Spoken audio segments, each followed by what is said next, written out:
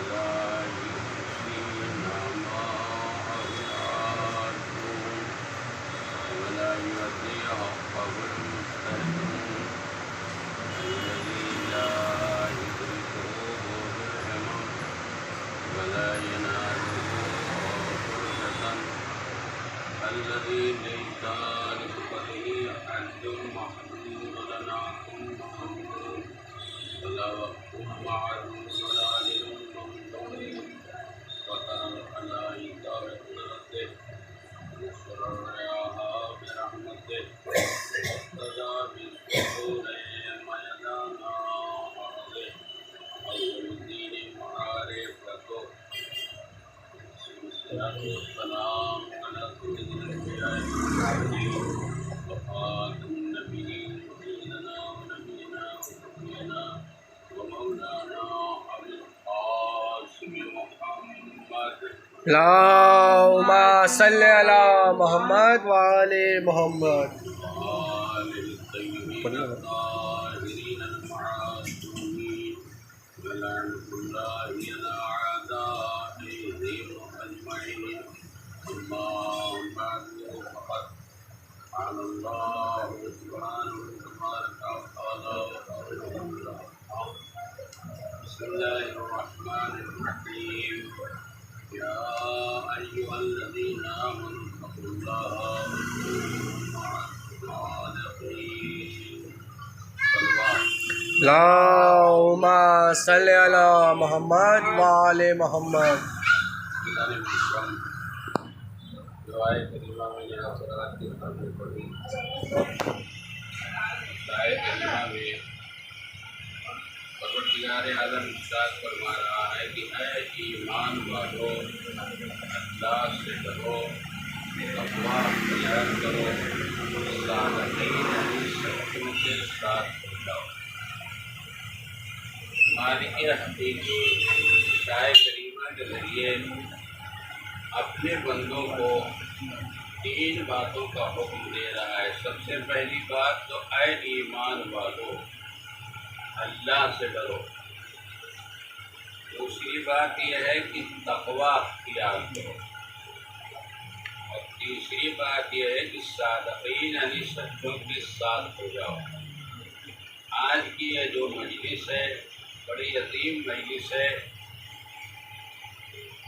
چھٹے امام جعفر صادق علیہ السلام کی شہادت کی شب اور جناب امیر حمزہ علیہ السلام کی بھی شہادت کی شب ہے، تو دو شہادتیں ہیں اور دونوں عظیم۔ جناب حمزہ اس شخصیت کو کہتے ہیں جو رسول اللہ کے چچا ہیں۔ ایسی جنگ کی ہے، یادگار جنگ کی آپ جنگ احد میں آپ کی شہادت ہوتی ہے، لیکن دھوکے سے ظالم نے مارا ہے۔ ایک حبشی تھا جو پیچھے لگا ہوا تھا، اور معاویہ کی ماں جس کا نام ہندا جگر خارا کہتے ہیں، ابو سفیان کی بیوی ہے، اس نے کہا کہ اگر تم حمزہ کو مار دو گے تو بڑی ہی دولت، بڑا ہی نام، اور کچھ ایسی تھی جو حارث کے رشتے میں تھی، اس نے کسی سے کہا۔ تین شخصیتیں تھیں جن کو مارنے کے لیے کہا کہ یہ رسول کو مارو، یا علی کو مارو، یا حمزہ کو مارو۔ تو حبشی غلام کہتا ہے حمزہ کے اوپر دسترس نہیں ہے، رسول کو تو مار ہی نہیں سکتے، ہر وقت ان کے ساتھ فرشتے رہتے ہیں۔ ہاں علی تھوڑا چھوٹے ہیں سن میں، اس لیے ان پر دسترس ہو سکتی، لیکن یہ ملعون نہیں جانتا تھا کہ علی اس شخصیت کا نام ہے جو علی کے سامنے آ گیا، دو ٹکڑے ہو گیا، اور ایسا دو ٹکڑے ہو کر کے واصل جہنم ہو گیا۔ صلوات پڑھائے محمد والے محمد۔ تو دونوں شخصیتوں کے بارے میں تھوڑا سا بیان کر دوں تو جناب حمزہ ان کی جنگ مشہور ہے. جب تلوار چلاتے تھے تو ایسی تلوار چلتی جاتی تھی، کاٹتے چلے جاتے، جو آیا کاٹ کے رکھ دیا، دائیں مارا بائیں مارا سامنے مارا، کسی کی مجال نہیں تھی جو سامنے آ جاتا. اور اسی جنگ احد میں پیغمبر اسلام کے 2 دانت بھی ٹوٹے ہیں. ایک شخص نے پتھر باندھ کر کے رومال میں اور گھما کے مارا تھا تو آپ کے 2 دانت ٹوٹ گئے تھے. ویسے کرنے نے جب سنا تھا اپنے محبت میں پیغمبر کے 2 دانت ٹوٹے ہیں، انہوں نے اپنے 2 دانت توڑ دیے. یہ ہے محبت. اور پیغمبر اسلام نے دیکھا کہ سب لوگ بھاگ رہے ہیں. قرآن مجید کی آیت ہے، پیغمبر بلا رہے ہیں کہ آؤ، اور یہ بھاگ رہے ہیں، یعنی رسول کے بلانے سے بھی نہیں آ رہے ہیں. اور بھاگ کر کے کہاں پہنچے؟ پہاڑ کی چوٹی پر. صرف 3 آدمی رہ گئے، مولا کائنات 2 اور. جب ایک شیطانی آواز گونجی، قتل محمد مارے گئے، تو لوگ مارے ڈر کے پہاڑ کی چوٹی پہ نظر آئے. میں ان سے کہوں گا اب جی کے کیا کرو گے؟ اگر محمد نہیں تو تم جی کے کیا کرو گے؟ آ جاؤ اور لڑ لو ان ظالموں سے. شہید ہو جاؤ گے تو مر جاؤ گے، تو شہید ہو جاؤ گے، تمہاری ساری خطائیں بخشی جائیں گی. لیکن پیغمبر بلاتے رہے، وہ آنے کو تیار نہیں ہوئی. مولا کائنات کو جب خبر ملی کہ میرا رسول، یہ خبر اڑی شیطانی شہید ہو گئے اور پیغمبر کے زخم بھی آئے، تو مولا علی جو ایک ہاتھ سے تلوار چلاتے تھے، دونوں ہاتھ سے تلوار چلانا شروع. تلوار چلا رہے ہیں، کفار کو قتل کر رہے ہیں، پیغمبر کو ڈھونڈ رہے ہیں. ڈھونڈتے ڈھونڈتے ایسی جگہ پہنچے جہاں ایک کھڈ میں پیغمبر اسلام خون میں نہائے ہوئے. مولا کائنات گڈھے میں اترے، پیغمبر اسلام کو اٹھایا، شانے کو پکڑ کر کے، اور دنیا والوں کو دکھایا کہ دیکھو میرا نبی زندہ ہے. پہاڑ والوں کو دکھایا دیکھو میرا نبی زندہ ہے. جو بھاگ گئے تھے پہاڑ کی چوٹی پر، وہ بھاگنے والوں کے نام بعد میں آپ پوچھیے گا، بتا دوں گا. بھاگنے والے سب پہاڑ کی چوٹی پر. میرا نبی زندہ ہے. پیغمبر اسلام نے جب دیکھا، کہا یہ علی، آج جو تم نے میرے ساتھ احسان کیا، اس احسان کا بدلہ ضرور چکا ہوں. اے بھیا، قدیر کی دوپہر آنے دو. جیسے آج تم نے میرا شانہ پکڑ کر کے اٹھا کر کے دکھایا ہے، کل میں اسی طریقے سے تمہیں شانہ پکڑ کر کے غدیر خم کے میدان میں بلند کر کے کہوں گا، من کنت مولا فہذا علی مولا. صلوات تو پڑھ دیجیے آپ نے. جس کا میں مولا آقا، اس کے یہ علی مولا آقا. تو جناب حمزہ اسی جنگ میں شہید ہوئے. اور اگر وہ لوگ جو جہاں پہ لگائے گئے تھے نہ ہٹے ہوتے اس کی دولت کی لالچ، مانے غنیمت کی لالچ میں، تو جناب حمزہ شہید نہ ہوتے. اور جب شہادت ہو گئی تو ظالم بھاگا. جناب حمزہ کے لگا ہے، یعنی نیزہ لگا ہے پشت میں، لیکن اس کے باوجود بھی ظالم کو دوڑایا.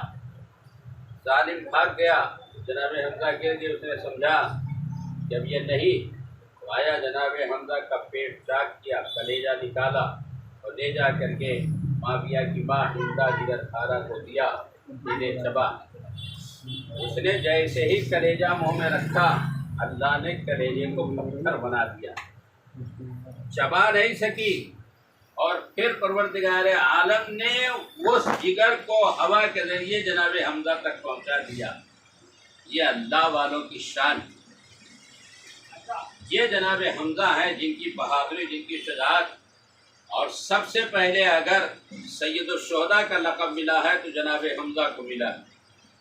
اور سب سے پہلے اگر خاک شفا کی تشبیہ بنائی گئی ہے خاک، تو جناب حمزہ کی قبر سے جو فاطمہ زہرا صلوات اللہ علیہا نے بنائی. बुलंद आवाज से सलवात नहीं सल्ली अला मोहम्मद वाले मोहम्मद। पैगंबर इस्लाम ने फरमाया जितनी बुलंद आवाज से सलवात पढ़ोगे उतनी ही तुम्हारी खताएं बख्श दी जाएंगी। अल्लाहुम्मा सल्ली अला मोहम्मद वाले मोहम्मद। तो जनाबे हमजा का कलेजा चबाने की कोशिश की नहीं जो, फिर उसके बाद कान काटे, नाक काटे, उसके बाद गले में हार बना करके मलूना ने पहना, उसको हमजा जिगर पारा कहते हैं। ये तो जनाबे हमजा की थोड़ी सी मैंने तफसीर बताई, बड़ी बहादुर है, बड़ी अजीम उनकी शख्सियत। आइए आज जिसकी शहादत है, जो हमारा छठा इमाम है, जाफर का मतलब होता है अल्लाहुम्मा सल्ली अला मोहम्मद वाले मोहम्मद। जन्नत में एक नहर है जाफर नाम की, इसीलिए हमारे फिरके को मजहब जाफरिया कहा जाता है। इमाम जाफर सादिक अलैहिस्सलाम ने बहुत बड़ा काम किया है और आपने 4000 लोगों को तालीम दिया। मदरसा एक मदीने में बना हुआ, तब तो मिटा दिया गया। यह अबू हनीफा इसी छठे इमाम के मदरसे में पढ़े। इब्न ताइमिया ने कहा इमाम जाफर सादिक और इनकी अबू हनीफा की उम्र बराबर थी, तो ये कैसे हो सकता है? अबू हनीफा कितने ही काबिल थे, लेकिन इमाम इमाम होता है, अवाम अवाम होती है। वो कहते हैं अगर 4 साल या 2 साल इमाम की मैं इमाम से इल्म हासिल न करता तो मैं हिलाक हो जाता। कल अबू हनीफा ने जुमला कहा था, उसके पहले भी किसी ने कहा था अगर अली न होते तो मैं हिलाक हो जाता। अगर अली न होते तो मैं हिलाक हो जाता। एक छठे इमाम हैं जिनका मतवा पेशे परवरदिगार इतना बुलंद बाला है। एक मतवा का जिक्र है, एक शख्स है जिनका नाम जाद बिन दिरहम, उसने पानी और मिट्टी मवाद सड़ा करके जब उससे कीड़े निकले तो खुदाई का दावा कर दिया कि मैं इनका बनाने वाला हूँ, मैं खुदा हूँ, मैं खालिक हूँ इनका।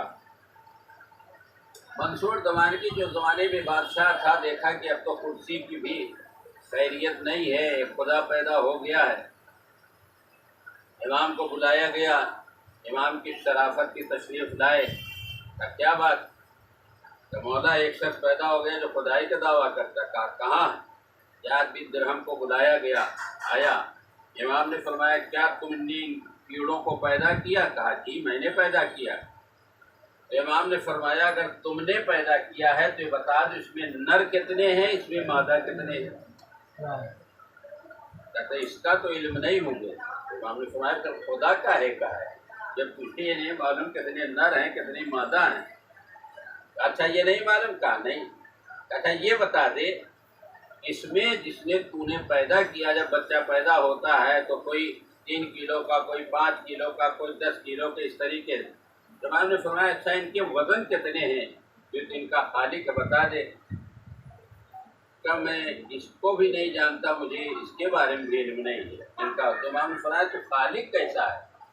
खुदा तो हर एक को जो पैदा करता है, कैसा पैदा करता है, सब कुछ जानता है। अच्छा ठीक है, 2 बात हो गई। तीसरी बात ये कहना चाहता हूँ कि जो पश्चिम यानी वेस्ट की तरफ जा रहा है उसको ईस्ट यानी पूरब की तरफ पलटा दे, और जो ईस्ट पूरब की तरफ जा रहा है उसको वेस्ट मगरिब की तरफ पलटा दे। तो मेरा अख्तियार इसमें भी नहीं। लेकिन हमने फरमाया फिर काहे का खुदा?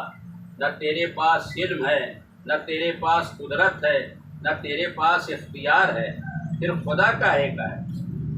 फिर काहे का खुदा बना हुआ है? इमाम ने फरमाया देख हम खुदा नहीं। और ये कह करके इमाम ने इशारा किया नर अलहदा लाइन में चलें, मादा अलहदा लाइन में चलें। तहने मुबारक से जुमला निकलना था, नर अलहदा चले जा रहे हैं, मादा अलहदा चले जा रही।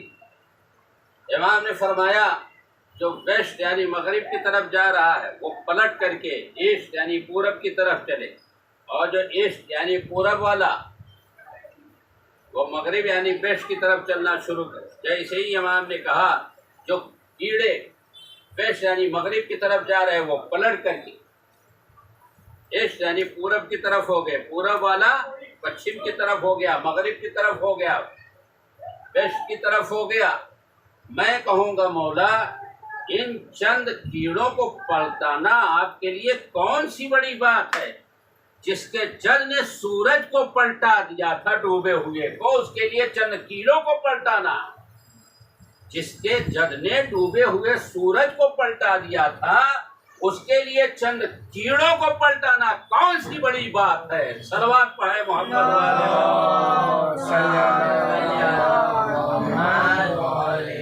یہ ہے ہمارے امام جن کی یہ شخصیت۔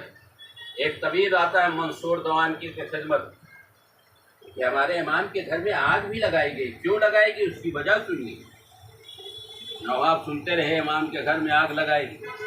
منصور دوانکی کے دربار میں ایک طبیب آیا، طبیب یعنی حکیم، اور آ کر کے کہنے لگا، بیٹھا چھٹے امام بھی وہاں تشریف، کہنے لگا میں یہ جانتا ہوں، یہ جانتا ہوں، یہ جانتا ہوں۔ چھٹے امام سے پوچھتا ہے کہ آپ بھی کچھ پوچھیں گے؟ امام نے فرمایا میں تجھ سے بہتر جانتا ہوں، اور کہا سن، ہار اور گرم کا علاج سرد سے کرنا چاہیے، ٹھنڈے سے، اور تر کا علاج خشک سے، یعنی گیلی چیز ہے تو خشک سے علاج، خشک کا علاج تر سے ہونا چاہیے۔ اس نے کہا بالکل حکمت تو یہی ہے جو آپ بیان فرما رہے ہیں، بالکل سچ فرمایا۔ یہ کہاں سے سیکھا ہے؟ امام نے فرمایا میں نے کہیں سے نہیں سیکھا ہے، یہ ہم علم لے کے آتے، خدا نے ہم کو علم دیا۔ امام نے فرمایا مجھے کسی سیکھنے کی ضرورت نہیں ہے۔ امام نے پوچھا اچھا میں زیادہ جانتا ہوں کہ تو طبیب حکیم جو بیٹھا ہے منصور دوانکی کے خدمت میں کہتا میں۔ امام نے فرمایا اچھا میں کچھ چیز پوچھتا ہوں، بتا دیں۔ آج بڑا اچھا علم آپ حضرات کو میں دے رہا ہوں اس مجلس کے ذریعے، کہا پوچھئے۔ امام نے فرمایا یہ سر رطوبتوں سے، اور اس کے اندر رطوبت کیوں ہے؟ یہ سر پہ بال کیوں ہیں؟ یہ پیشانی بالوں سے خالی کیوں ہے؟ یہ آنکھ پہ دو پلکیں کیوں ہیں؟ اور یہ آنکھ بادامی شکل کی کیوں ہے؟ یہ ناک کے دونوں سوراخ نیچے کی طرف کیوں ہے؟ منہ پہ دو ہونٹ کیوں لگائے گئے؟ آگے کے دانت جو ہے لمبے کیوں ہیں؟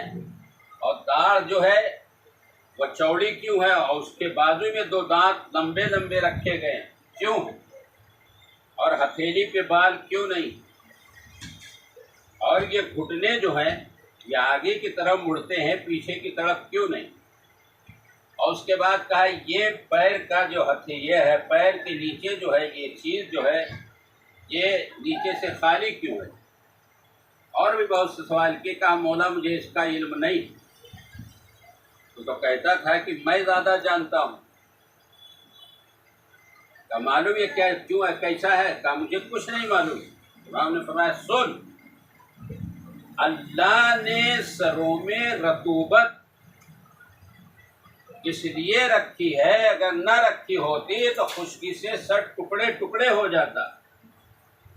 اور بال اس لیے رکھے ہیں کہ روغن یعنی تیل وغیرہ جب سر میں ڈالا جائے تو صحیح طور سے وہ تیل دماغ تک بالوں کے ذریعے پہنچ جائے۔ اور پیشانی بالوں سے خالی اس لیے رکھی ہے، جو پیشانی میں شکن ہوتی جب پسینہ آتا ہے اگر آ گیا تو آنکھ میں مرچ کی طریقے سے لگے گا، اس لیے پسینہ آئے تو ہاتھوں سے پوچھ کر کے پھینک دے۔ یہ آنکھ پہ دو پلکیں کس لیے ہیں؟ امام نے فرمایا اس لیے لگائی گئی ہیں کہ سورج کی روشنی اتنی حاصل کر سکے جتنی چاہیے، اور انسان کوئی سورج کی طرف اگر دیکھنا چاہتا ہے تو کبھی کبھی ایسے ہاتھ کر لیتا ہے ورنہ دیکھ ہی نہیں پائے گا۔ اس لیے پلکیں رکھی گئی ہیں کہ تاکہ سونے میں انسان کو آسانی ہو۔ یہ ناک کے سوراخ نیچے کی طرف کا جو رطوبت نکلے آسانی سے نکل جائے۔ یہ دونوں آنکھوں کے درمیان ناک کیوں رکھی ہے؟ تاکہ مجمع نور سے پورا نور آنکھوں میں برابر پہنچتا رہے۔ یہ منہ پہ ہونٹ کیوں رکھے ہیں؟ کہا اس لیے کہ اگر کوئی چیز بلغم تھوک وغیرہ آئے تو منہ میں رکا رہے، انسان جب چاہے تھوک دے، جب چاہے نکال کر کے پھینک دے، اور کھانا وغیرہ جو کھائے تو کھانا اس کے قبضے میں رہے، ورنہ اگر ہونٹ نہ ہوتے تو کھانا باہر ہو جاتا۔ آگے کے دانت لمبے اس لیے لگے تاکہ کاٹنے میں آسانی ہو، پیچھے کی داڑھ اس لیے چوڑی رکھی تاکہ چبانے میں آسانی ہو۔ غور سے سنیے گا، اور داڑھ کے بجائے بیچ کے دو لمبے لمبے دانت رکھے تاکہ وہ صحیح طور سے غذا پیس اٹھے۔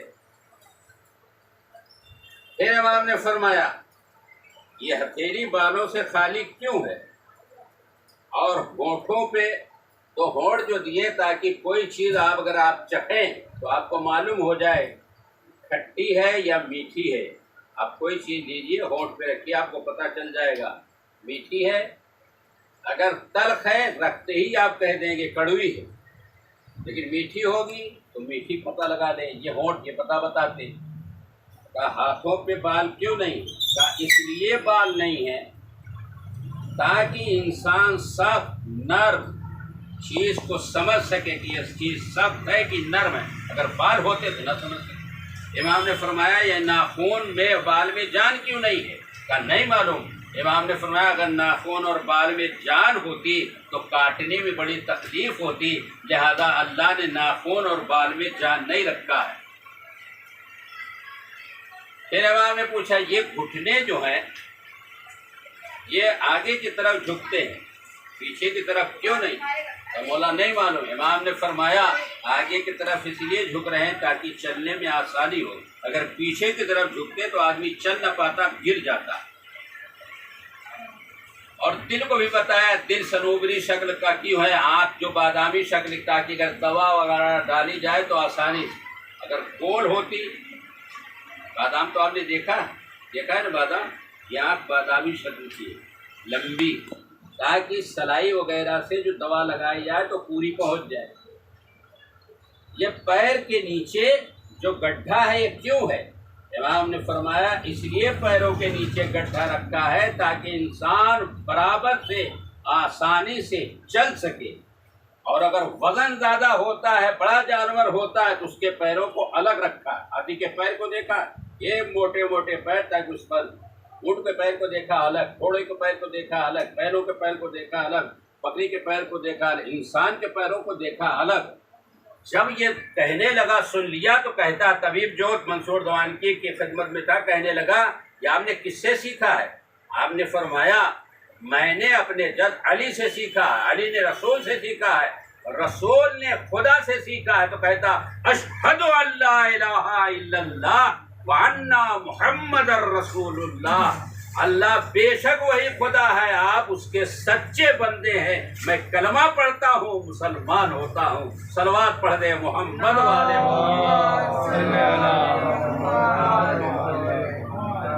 سمجھ میں آیا؟ یہ شکل ابھی بھی اس کے اندر گردہ ہے، کلیجی ہے، پھیپھڑا ہے، یہ سب کی بھی تفصیل امام نے بیان کی۔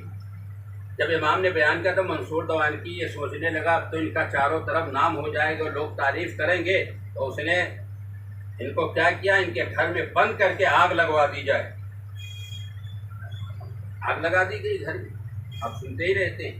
جب گھر میں آگ لگا دی گئی، امام نے دیکھا غلام آگ بجھا رہے ہیں، اور امام ایک مرتبہ دیوار کی ٹیک لگا کر کے رونے لگے۔ تو مولا آپ رو کیوں رہے؟ امام نے فرمایا مجھے شام غریباں یاد آ گئی۔ امام نے فرمایا مجھے شام غریباں یاد آ گئی۔ مولا آپ کو شام غریباں کیوں یاد آ گئی؟ کہ جب خیمے جل رہے تھے تو حسین کے ننھے ننھے بچے کوئی ادھر جا رہا تھا، کوئی ادھر جا رہا تھا، اور زینب اس جلے ہوئے خیمے کا تلایا پھر رہی تھی۔ دارو امام کے چاہنے والوں، مگر روایت میں ہے امام آئے اور آنے کے بعد ایک جملہ کہا، میں حیدر کرار کا بیٹا ہوں اور ابراہیم کا فرزند ہوں، اے آگ تجھے نقصان نہیں پہنچ۔ یہ کہنا تھا کہ ساری کی ساری آگ بجھ گئی۔ پتہ چلا میرا چھٹا امام وہ ہے جن کی شخصیت کو دنیا والوں نے جانا ہی نہیں، نام و نشان مٹانے کی کوشش کی، حتیٰ کہ مدرسے کو مٹا دیا، مسجدوں کو مٹا دیا، لیکن کتنا مٹاؤ گے؟ جتنا تم ظلم کرتے جاؤ گے اتنے ہی اہل بیت اطہار کی فضیلت دنیا کے سامنے آتی جائے گی۔ منصور نے دیکھا کوئی چارہ نہیں ہے، عزادارو کیا ظلم کیا سنیں گے؟ منصور نے محمد بن سلیمان کے ذریعے زہر بھیجا، امام نے وہ زہر کو نوش کیا اور ہر ایک کو بلا کر کے وصیتیں کی۔ مدینے میں تھے، وطن میں تھے، بچے موجود تھے، بیٹیاں موجود تھی۔ عزادارو جس شان سے امام کا جنازہ اٹھا ہے کسی کا جنازہ اس شان سے نہیں اٹھا۔ بیٹا ساتواں امام موجود تھا، امام کی نماز جنازہ پڑھائی۔ عزادارو جب جنازہ اٹھا ہے میں کہوں گا مولا آپ وطن میں بھی ہیں، آپ کے بچے بھی موجود ہیں، بیٹی بھی موجود ہے، مولا جنازہ بڑی شان کے ساتھ اٹھ کے جا رہا ہے، تو کیا میرے مولا کو قرار آیا ہو؟ عزادارو قرار نہ آیا ہوگا، بلکہ تابوت سے کربلا کی طرف رک کر کے کہا ہوگا اے میرے جج، میرا تو جنازہ اٹھایا گیا لیکن آپ کا جنازہ کربلا کی جلتی زمین پر ہولیا پڑا رہا۔ عزادارو امام کے چاہنے والوں اگر رونا نہ آئے تو رونے کی شکل بناؤ۔ آج اس کی شہادت ہے، جو ہمارا چھٹا امام ہے اس کی شہادت ہے، جو امیر حمزہ ابھی میں نے کہا نہیں تھا کہ معاویہ کی ماں نے جگر چبانا چاہا لیکن نہیں چبا سکی۔ رسول خدا بہت روئے عزادارو جناب حمزہ کے پاس بیٹھ کر کے، اور لمبا اتنا خط تھا کہ آپ نے رضا ڈالی تو پیر کھلا رہ گیا، تو پتہ چلا حمزہ کی بہن آ رہی ہے، کہا ان کو روک دے۔ تو گئے روکنے کے لیے، رسول سے کہتے ایک مرتبہ بھائی کی صورت دیکھو، اللہ بھائی بہن کی محبت کا اندازہ لگے۔ اچھا آنے دیجیے، بہن کو آنے دیجیے۔ رسول نے کیا کیا، جو پیر کھلا تھا گھاس وغیرہ لا کر کے جناب حمزہ کے پیر پہ رکھ دیا کہ بہن پیر کھلا نہ دیکھ سکے۔ اللہ، بہن آتے ہی بھائی کے اوپر اپنے کو گرایا، بھیا کس نے تجھے شہید کر دیا؟ جناب حمزہ کی بہن جی کھول کر کے آنسو بہا لیا۔ میں کہوں گا اے حمزہ کی بہن، تم نے تو اپنے بھائی کو دیکھا، زخم نہیں دیکھا، لیکن اتنا زیادہ رونا شروع کر دیا۔ ارا ذرا کربلا کے میدان تک آ جاؤ، دلہ زینبیہ سے بہن دیکھ رہی ہے، شمر حسین کی زلفوں میں ہاتھ ڈال کر کے اور کھینچتا ہوا نشیب کی طرف لے گیا، کند خنجر نکالا۔ بہن کہہ رہی ہے پسرے سہار میرا ماجایا پیاسا دبا ہو رہا ہے، اے شمر تھوڑا سا پانی دے دے، لیکن ظالم نے کچھ نہ خیال کیا۔ حسین کا سر 12 ضربوں میں کٹا۔ الا قتل الحسین بکربلا، الا ذبح الحسین بکربلا۔ میں کہوں گا اے میرے چھٹے امام، آپ وطن میں مت شہید ہوئے، میں آج ایک غریب الوطن کا تذکرہ کرنا چاہتا ہوں جو وطن سے دور ہے، ہر ایک سے دور بیٹا موجود ہے لیکن باپ کو نہ غسل دے سکتا ہے، نہ کفن پہنا سکتا ہے، نہ جنازہ اٹھا سکتا ہے۔ عزادارو غربت کا جب تذکرہ آیا، غریب الوطنی کا جب تذکرہ آیا تو مجھے اور ایک شخصیت یاد آ گئی، وہ 4 برس کی سکینہ ہے عزادارو، جو ایسے عالم غربت میں شہید ہوئی ہے۔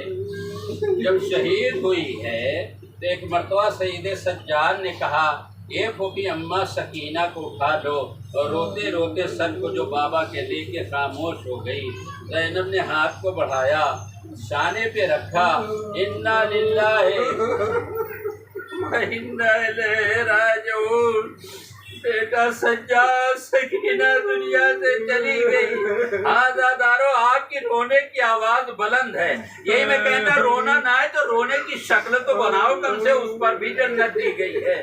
عزادارو اب کہاں سے کیسے غسل ہو، کہاں سے کفن آئے، کہاں سے پاڑا آئے، کہاں سے کدال آئے، عزادارو لیکن روایتوں میں ملتا ہے جناب زینب نے جب پھوپھی نے اپنی بھتیجی کی میت اٹھائی، کہا بیٹا سجاد سکینہ دنیا سے چلی گئی، اجرکم اللہ۔ عزادارو سید سجاد نے غسالہ کو بلایا، یہ غسالہ میری بہن مر گئی ہے، آ کر کے غسل دے دے۔ غسالہ آئی، نیچے گئی، جانے کے بعد غسل دینا چاہتی تھی، کپڑا اتارنا چاہتی تھی تو روتی ہوئی باہر آئی۔ اے سجاد، تمہاری بہن کو کون سا مرد تھا؟ اے سجاد، تمہاری بہن کو کون سا مرد تھا؟ کہا میری بہن کو کوئی مرد نہیں تھا۔ کہا کیوں پوچھتی؟ کہا یہ سجاد، سید سجاد، ارے جب میں بدن سے کپڑا علیحدہ کرنا چاہتی ہوں تو کپڑے کے ساتھ ساتھ کھال بھی آنا باہر شروع ہو جاتی ہے۔ ارے امام نے تڑپ کر کے فرمایا میری بہن کو اتنے تازیانے مارے گئے جو خون نکلا کرتے سے چپک کر کے رہ گیا۔ ایک روایت میں اسی خون بھرے کرتے میں وہی سکینہ کا کفن ہوا ہے۔ بس عزاداروں، مجلس تمام ہو رہی، ایک فقرہ سن لو، رونے کے لیے کافی ہے۔ میرے امام نے عزاداروں بہن کا لاشا ہاتھوں پر اٹھایا۔ بچے کا لاشا تو آپ نے دیکھا ہو لے جاتے ہوئے نا، جب ہاتھ آزاد ہوتے ہیں، پیر آزاد ہوتے ہیں تو چلنے میں آسانی ہوتی ہے۔ میرا بیمار امام بہن کا لاشا ہاتھوں پہ رکھ کے آہستہ آہستہ آہستہ آہستہ چل رہا ہے۔ عزاداروں کمر میں لنگر بھی، لنگر جانتے ہیں ایک زنجیر ہے جو دور پہ بڑا سا لوہا بندھا ہے۔ آئے میرا امام کیسے لوہے کو کھینچتا تھا، کیسے بہن کو لے کے آگے بڑھتا تھا۔ بڑھتے بڑھتے عزاداروں جب قبر کے پاس آ گئے، ایک مرتبہ بہن کی طرف رخ کر کے کہتے ہیں بہن سکینہ، میرا بھائی قبر میں کیسے اترے؟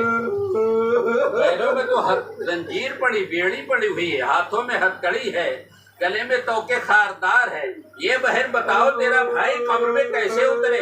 ایک مرتبہ فراق کی طرف رخ کیا، چچا عباس سکینہ مر گئی، اور بابا کی طرف رخ کر کے کہا بابا آپ کے سینے پہ سونے والی سکینہ مر گئی۔ بازاداروں فقرہ سننا تھے، مرتبہ قبر سے تو ہار نکلے، اے سجاد لو میری امانت کو دے دو۔ سجاد نے دینے کے بعد کہا بہن سکینہ معاف کر دینا، اور اگر مدینہ ہوتا تو تیرا شان سے جنازہ اٹھاتا اور غسل دیتا، کفن پہناتا۔ اے بہن بھائی کو معاف کر دینا، شایان شان غسل و کفن نہ دے سکا۔ سیالم الذین ظلموا ایام قلبین قلبون الا لعنۃ اللہ علی القوم الظالمین۔ بارے آتش واسطہ محمد والے محمد، جن کے دل روئیں، جن کی آنکھیں روئیں، اس سرے میں اگر کچھ دینا چاہتا تو حج و زیارت سے صرف فرما۔ کریم پروردگار، جن لوگوں نے مل کے مجلس کی مالک، ان کو تو نالی عمر عطا فرما، ان کی روزی میں ترقی عنایت فرما، ان کے دشمنوں کو نیست و نابود فرما، اگر ہدایت کے لائق ہیں پروردگار ان کو ہدایت فرما۔ اے کریم پروردگار، تجھے واسطہ محمد والے محمد کے اہل بیت سے جتنے دشمن ہیں ان سب کو واصل جہنم فرما۔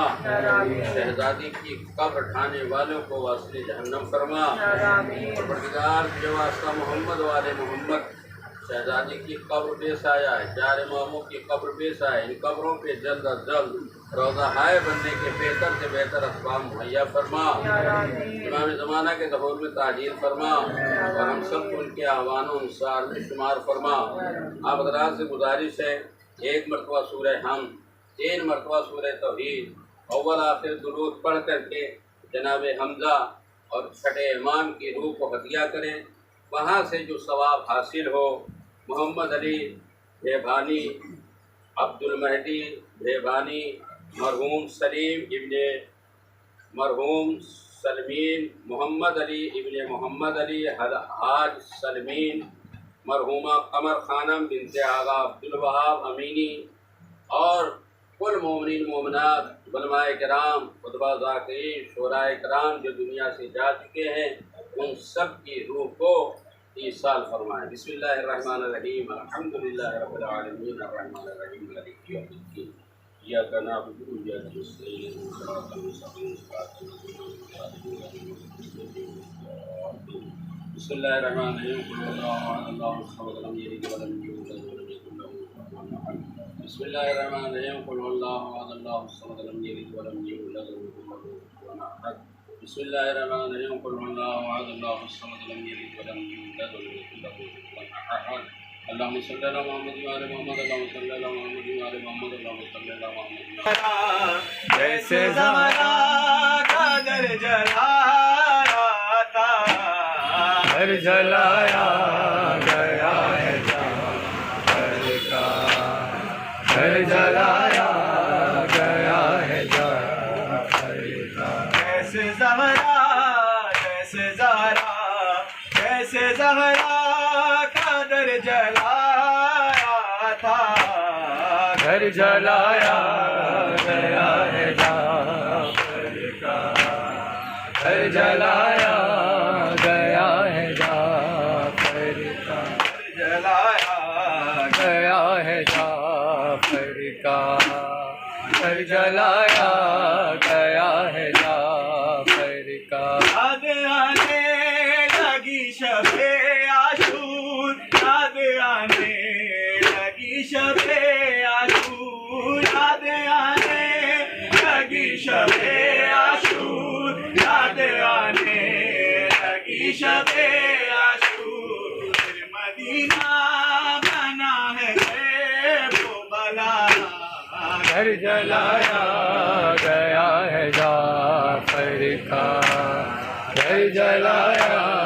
گیا ہے جعفر کا، گھر میں سیدانیاں بھی تھی موجود، گھر میں سیدانیاں بھی تھی موجود، گھر میں سیدانیاں بھی تھی موجود، گھر میں سیدانیاں بھی تھی موجود، پھر وہ منظر تھا شام غربت کا، گھر جلایا گیا ہے جعفر کا، گھر جلایا گیا ہے جعفر کا، کیوں غریبوں کا گھر جلاتے ہو، کیوں غریبوں کا گھر جلاتے ہو، کیوں غریبوں کا گھر جلاتے ہو، کیوں غریبوں کا گھر جلاتے ہو، کیا مسلمان نہیں ہے خوف خدا، گھر جلایا گیا ہے جعفر کا، گھر جلایا گیا ہے جعفر کا، دشمنی کا ہے آل احمد سے، دشمنی کا ہے آل احمد سے، دشمنی کا ہے آل احمد سے، دشمنی کا ہے آل احمد سے، پھر محمد کو کیوں رلایا گیا، گھر جلایا